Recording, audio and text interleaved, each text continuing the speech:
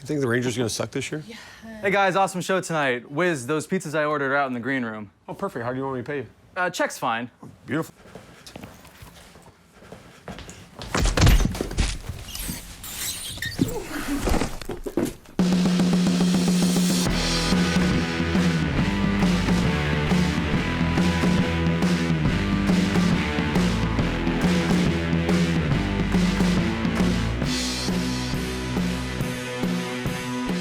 Welcome on in to Call It a Night on Fubo Sports Network, the show where you can get all your sports news with a dose of fun. I'm your host, Julie Stewart-Binks, and I'm so pumped to be joined by 9-time NHL All-Star, current NBC sports broadcaster, Jeremy Roenick. JR, thank you so much for joining us. We know you've been all over the world traveling. Everywhere. It's I don't really have a home. I have a tax home. I go there, I repack, I just, get back on the road. I think I'm on the road 300 days this year. Oh my gosh. But it's great to be here with you. It's been a long time since I've seen you. It's been a long time, and you're in our home today. Yep. So we're going to catch up with JR on an exciting start to the NHL season, as well as take a trip down memory lane with his career. But first, let's dive into tonight's headlines.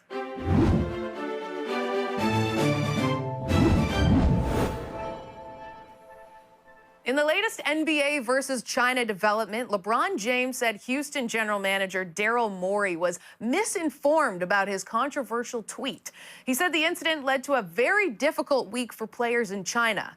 When asked, fire-hosed Hong Kong protesters shouted, "Oh, was it?" It's the first time LeBron's defended anything in years. Defend America next time. Yeah. Former Chelsea goalkeeper Petr Cech made a game-winning save in a professional hockey game the other night. It's the best crossover sports performance since Aaron Judge absolutely destroyed his niece's birthday piñata. Not so much. How about Bowl playing hockey? My new Bowl. That's crazy. My new Bowl. The 7'8" guy, the basketball player, he played hockey too. Oh, wow. Yeah, that's hell of a crossover. He'd be great. That's basically what Chara, it's like... And taller. Yeah, taller than him. Yikes. Tom Brady said he will not try to lure retired tight end Rob Gronkowski out of retirement. However, if he did, he would put a Jell-O shot in a bear trap. The Seattle Seahawks celebrated a touchdown during their win over the Cleveland Browns by doing the dance to NSYNC's Bye Bye Bye. The Browns responded in the second half with an interpretive dance to Beck's Loser. Like that one, eh? Yeah. Pope Francis posted a tweet that was meant to bless saints, but was misinterpreted as blessing the New Orleans Saints. Hey, Your Holiness, know who could really use a blessing right now? Your Cardinals. And the Dallas Stars. And the Dallas Stars. The Pope quickly noticed the error and corrected the tweet to say, "Come on, hashtag Dolphins, let's f***ing go." It didn't really help, though. I knew I liked him. Adam Eaton says he used George Costanza's "do the opposite of what you're thinking" philosophy to hit a 2-run double in Game 2 of the NLCS. Meanwhile, the Cardinals are taking the Ross Geller approach and taking a break from scoring runs. That's a good Cardinals jokes here today. Boom, boom. Kenyan runner Eliud Kipchoge became the first person to finish a marathon in under 2 hours. That's about 4.5 minutes a mile, which means he runs 6 miles in the time it takes you to pick an Instagram filter. Take me that long just to pronounce his name. Although he broke 2 hours, the record will not stand as the race was not under normal marathon conditions, meaning he didn't tweet about it for months leading up to the big day. The Los Angeles Kings said they are going to cover up a banner commemorating Taylor Swift's record number of sellouts in Staples Center. When asked for comment, Swift wrote an entire album about it. And it was probably pretty good, too, It'll bring you to tears. After only 3 weeks on the shelf, Jets quarterback Sam Darnold, who had been suffering from mono, came back and scored twice. And normally after mono, it takes a lot longer to score. Especially twice. Because that's the headlines and printed.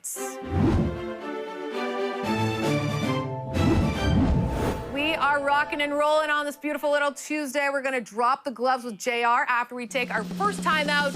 Don't go anywhere. This is Call It a Night.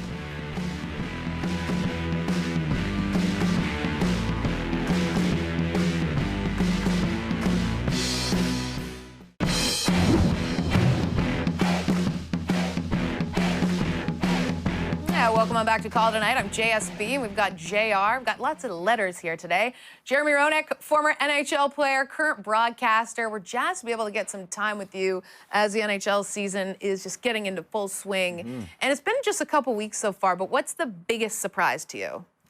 I think there's two big surprises, and it's two teams that have not made the playoffs in forever. That's Buffalo Sabres, Edmonton Oilers. Edmonton just lost their first game. They've been on fire, especially being on the road out east, a tough place to play. How about the Buffalo Sabres? Undefeated so far, #1 in the league. They've been playing out of their minds, and Carolina's been playing out of their minds also, picking up from where they left off, going to the Eastern Conference Finals last year. But even more of a surprise is what's going on with Dallas. Like here, Dallas goes out and they acquired Joe Pavelski, the ex-captain of the San Jose Sharks. They're bringing a couple other players. Corey Perry. Yeah, Corey Perry. They have a great defense, one of the best goaltenders in the league, two of the best goal scorers in the league in Ben and Sagan. They can't win a hockey game. It's amazing what happens when you think you're going to be good and something goes wrong and you can't score goals and the frustration sets in.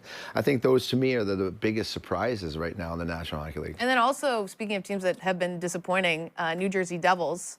Watched them blow that lead the other day against the Panthers. John Hines got to be on the hot seat. Yeah, and they right also now. blew a lead against the Winnipeg Jets. They had a 4-1 lead going into the third period and ended up losing in overtime also. Again, winning and losing in the National Hockey League is such a fine line. It's a tough thing to do. You bring in PK Subban, you get the #1 pick in Jack Hughes. You get Gusev over, and next thing you know, again, it's the same old situation. But you have to find a recipe. And I don't think the New Jersey Devils have found a recipe how to win hockey games. Still a young group. I still think they have some goaltending issues right now. I'm a big Corey Schneider fan. I hope he gets back to his normal ways and stays healthy. But I scratch my head and wonder, with all this talent, how are they not winning hockey games? And again, same down in Florida. You look at the Florida Panthers roster. You just mentioned their names. The Florida Panthers roster is full of star players and superstar talent.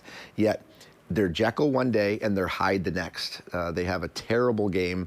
One game in Florida, then all of a sudden they go on the road and they beat a team like the New York Islanders. It's crazy to watch. Just the ups and downs. Right.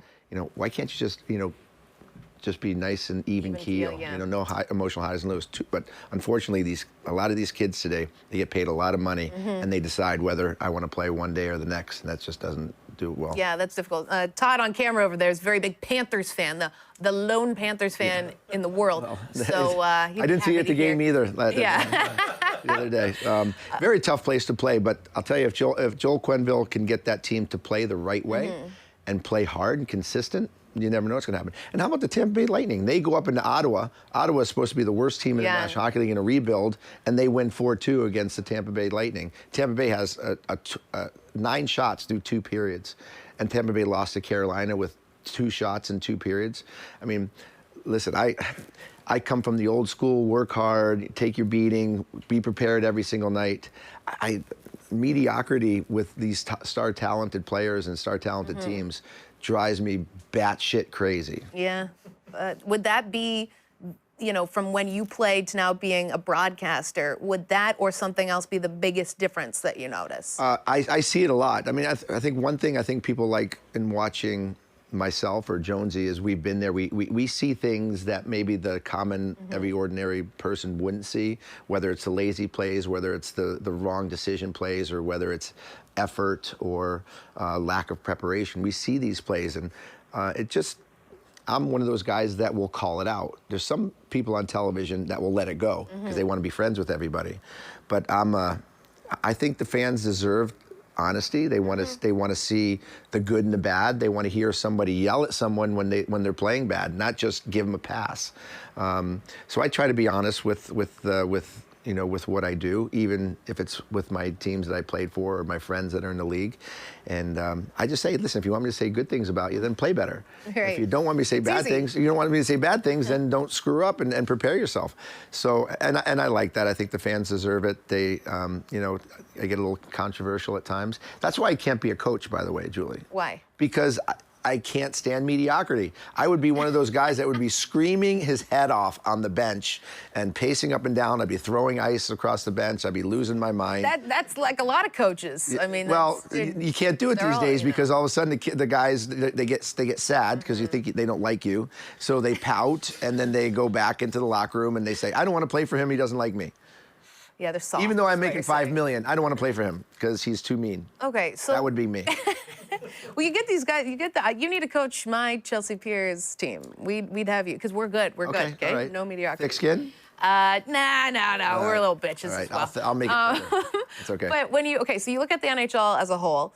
What is one thing that you are proud of where we are now versus when you played, and one thing that you are, we haven't come as far that we should have? Well, for me, I think the parity in the league is amazing. We just added the Vegas Golden Knights, who have been one of the best teams in the National Hockey League since they came into the league. I mean, they made it to the Stanley Cup in their first year. That's unheard of. And still rolling and probably thought of one of the best teams in the National Hockey League right now. Seattle's coming in 2021, and there's going to be enough talent to go around to that team. So I think the way that hockey has progressed and the way that the parity has been able to really steal the headlines across the National Hockey League. Like, if you had to pick someone who's going to win the Stanley Cup right now. No idea. Probably no idea. This is the first year I can possibly imagine that I don't have a favorite top two, where last year I was going to say, oh, it was definitely going to be Tampa, or it was definitely going to be Boston. Boston was up there. Tampa obviously got swept in the first round, which, again, leads to the parity. But this year, I mean, it's a crapshoot. So it's not like the NBA where you can say, well, Golden State's going to be in the finals. Yeah, Cleveland's going to be in the finals. There's three teams that you're going to say is going to win the NBA championship. I don't care about the NBA anyway, especially nowadays. Yeah. I think the NHL is in a really good spot. I think we're doing a lot of good things for charity. We're doing a lot of great things for the fans, and the game the level is good. But one thing that hasn't improved as much? One thing that hasn't improved as much, I think, like in anything, and I don't think it's their fault, but I think, officiating, referees, refs, umps, whatever, in any sport, I think has stalemated a little bit. Football referees right now, I mean, that's a big controversy right now. They're just awful. Some of the calls that have been made over the last couple weeks. I think in hockey, it's trying to get better. I just think they can use the instant replay a little bit more and keep it simpler to try to get more things right. Because listen, it's a fast game, and there's only 4 eyes out there for referees. They're going to miss things, and it's human error. Our referees are probably the best officials in all of sports, but still, I think that the league can do more things to aid the referees to get into play right. Yeah. Perfect example. I know I'm going long, but there's always a referee in the building that's a sub. That's in case one of the referees gets hurt. He's sitting in the press box, eating a hot dog, drinking a Coke, watching the game like every ordinary fan. Put him in the booth with a headset, watching the game. If there's something going on, he can call down to the referee, change it like that. That's kind of like in soccer where they have the video-assisted review. Exactly, but the referee who is not reffing that game is sitting around waiting for somebody to get hurt. Put him to work. Put a headset on him and make it easier for the referee to get the play right. It's too big of a business right now in all sports to get plays wrong. I agree. And we saw a lot of those plays get wrong last year in the playoffs. Vegas would like one back. Colorado would like one back. But as you mentioned, that would probably be the biggest issue right now. How about New Orleans Saints would want one back? Yeah, they would as well. Come on, refs. Yeah, come on, ref. Thank you so much, Cher. We are going to talk so much more NHL as well as his career when we return. And we're going to play a little game of gabbag. What am I talking about? Better stay tuned. Next.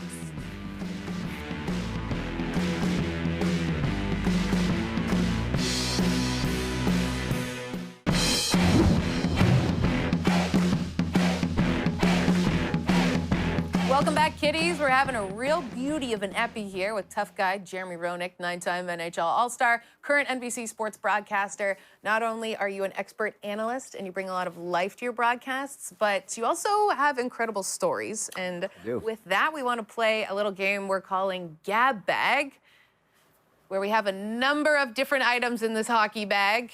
And each item has a corresponding question to it. So whatever item you stick your hand in and pull out, I will ask you what the answer is to that. So let's go, baby. Ready? Put your hand in.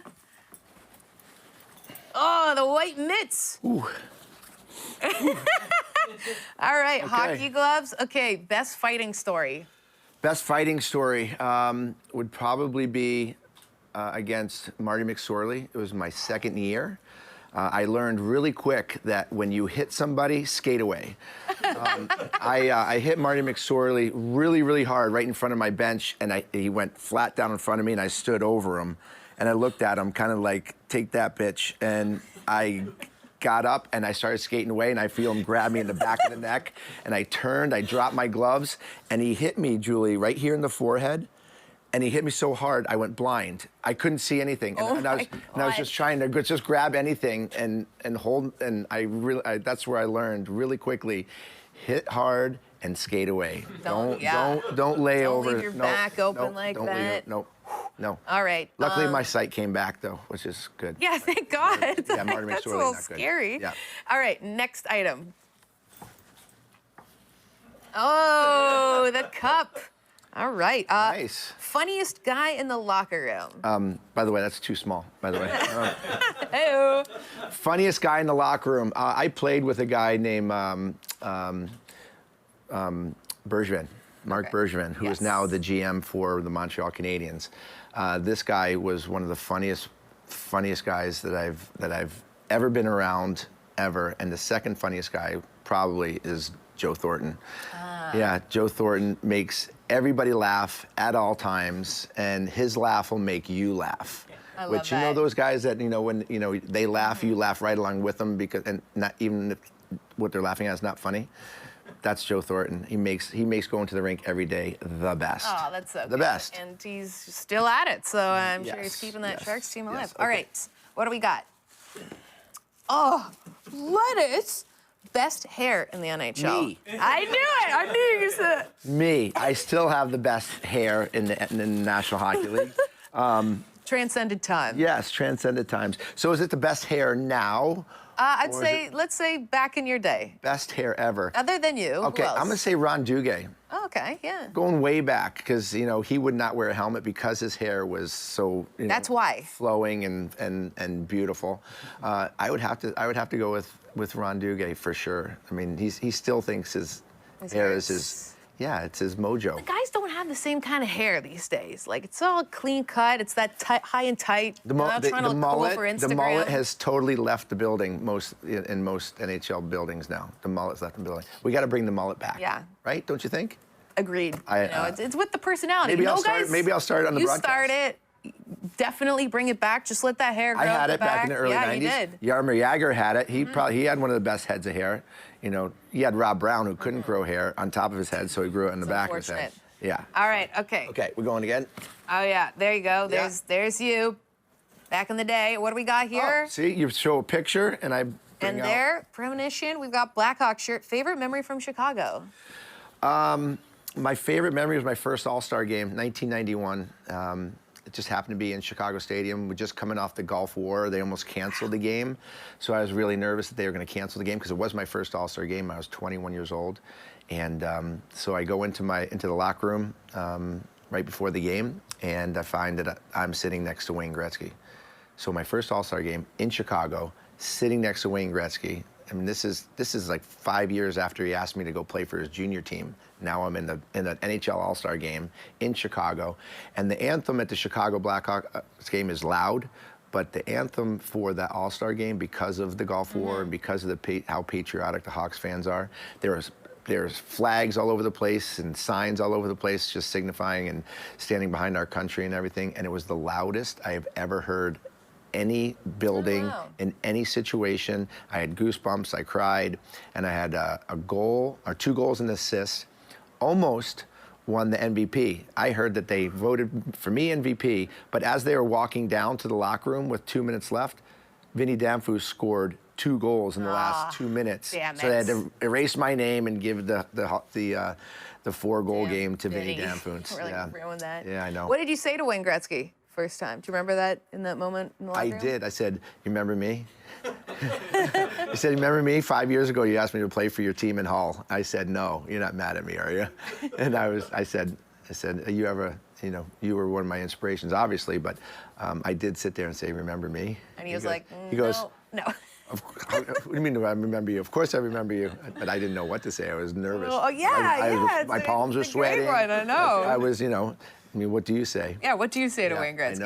I know. When he's talking to you, you have to look him right in the eye, right? And then, okay, and you're not even listening to him. You're listening. What am I going to say back? Yeah, what do I need to say? Yeah. He once asked me how to find the parking lot at Dodger Stadium, and I didn't know the lot where he was going to. And I was like, that was the one moment I had to talk to Wayne Gretzky, and he ended up at Staples Center. Yeah, I know. Yeah. Right? Yeah. Right, I get it. All right, we got some more items. Get on in there. What do we got? Okay, we've got a Flyers hat. Flyers Best hat. memory from Philly. Oh, man. So in 2004, I broke my jaw, and I was out 8 weeks. And then we got to the playoffs, and I remember playing with another concussion, and we were playing the Toronto Maple Leafs in the second round. And it was Game 6, overtime, and Sammy Kapanen got hit so hard by Darcy Tucker, so hard that the roof popped off the building. The place was so loud. He stumbled with wobbly duck legs, got off the ice. I jumped on, got the puck, scored against Eddie Belfour. Oh, yeah, I remember that. Top shelf. Eliminated them from the playoffs for 9 years. They didn't make the playoffs for 9 years after that. I know, I'm from Toronto, JR. Yep, okay, I know. Well, you asked me, but so I know you know your hockey. But the greatest thing was that the building that went so loud to it going so soft. And when I was celebrating, there's a picture of me celebrating with my teammates, and there's people that were like, oh, like this, and there were other people that were like this, and and when there was one guy in the back that was going, waving to me, and it was it's a great picture, and that was one of my favorite goals of all time. Not only for how important it was, but for who it was against. Okay, Toronto, all right, Toronto, just rub it on in there. and Eddie Belfour, who was one of my favorite people in the world, one of the best goaltenders of all time. So he was incredible. But that is a great moment, and to have just the gravity of it too, to send them to the gutter. We would love to be able to get into more of these because we got some. Okay, I'll get into this while you go to. Get into this. We got to take a quick time out. We love sitting around talking stories, but when we return, we are not ready to call it a night. One more quick break, and then we'll find out what in the world JR's doing next.